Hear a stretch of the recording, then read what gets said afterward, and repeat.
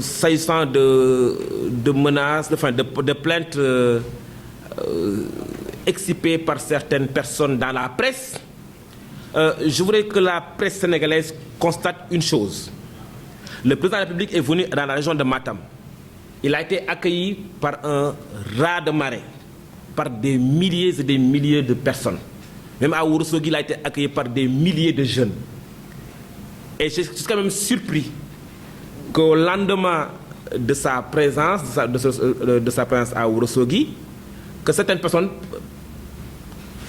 aillent dans la presse et parler de plaintes, alors que ces personnes-là sont inexistantes, invisibles durant le séjour du président de la République. Donc c'est des personnes qui font de la manipulation, qui essayent d'exister en évoquant des plaintes fallacieuses et en évoquant des soi-disant nervis qui ont eu à malmener telle ou telle autre personne. Il faut savoir que la sécurité présidentielle est une sécurité absolue et optimale.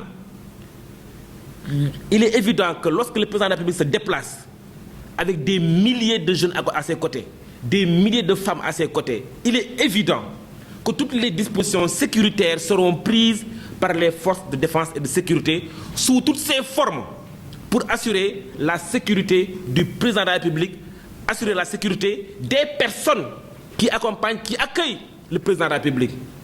Vous conviendrez avec moi qu'il ne sera pas tolérable que des personnes quittent leur localité et viennent dans des villes comme Ourossogui uniquement pour saboter, uniquement pour créer de la violence, uniquement pour faire ce qu'on appelle du buzz.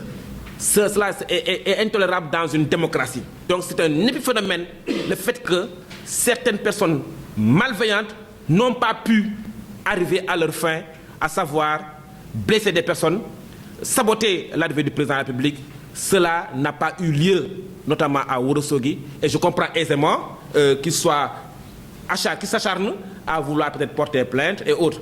Donc ça, on les attend de pied ferme, et ce n'est que des balivernes, des propos qui ne tiennent pas du tout, qui ne résultent